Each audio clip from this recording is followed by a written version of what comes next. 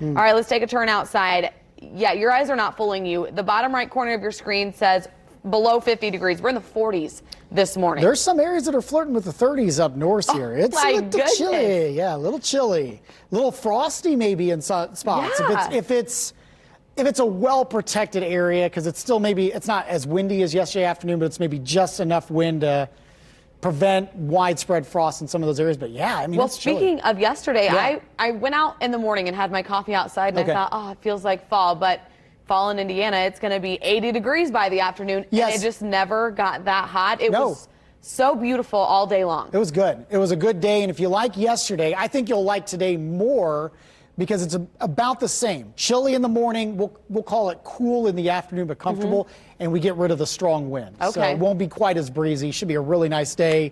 Just run some errands, spend some time like Sierra, drinking some coffee outside here this morning. Should be a good one. Temperatures into the mid-40s, a clear sky. Before we talk temperatures, I want to talk about rain, or the lack thereof. It has been so dry. Not just for this entire month of September, which we may be breaking records when it comes to this current month, but really dating back to the middle of August. This is the 30-day rain deficit. If you've got numbers posted over your city, it's not a good thing.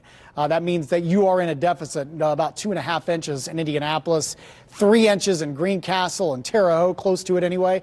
Bloomington over 3-inch deficit. Even up in Muncie, you're almost at 2 inches in the hole. The updated drought monitor that came out on Thursday, and we mentioned this last weekend, that we thought this is probably going to expand in terms of kind of the abnormally dry, or the beginnings of a drought, and we're obviously well into that now.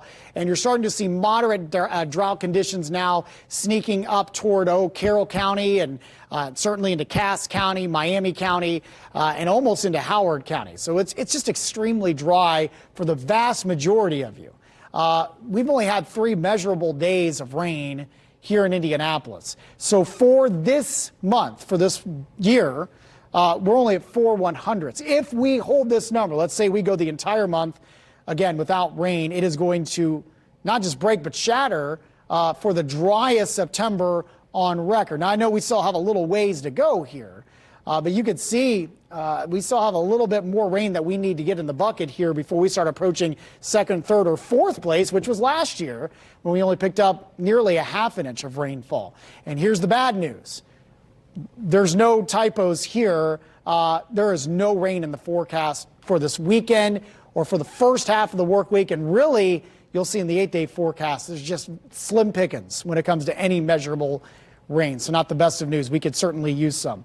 60 degrees at around midday today. I've got it for a high of 68 later on this afternoon. So it should be comfortable, but well below average for this time of year. 46 here in Indianapolis. It's a northeast wind at 8, so those winds have settled a bit. Muncie, you're at 40, 42 in Kokomo, 47 Lafayette, and 44 in Shelbyville. Heading down to the tropics, this is Tropical Storm Beta. We have run out of the official hurricane season name, so now we switch to the Greek alphabet.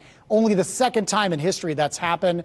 The first time was back in 2005. That was a record-breaking year. Beta right now, 60-mile-per-hour winds.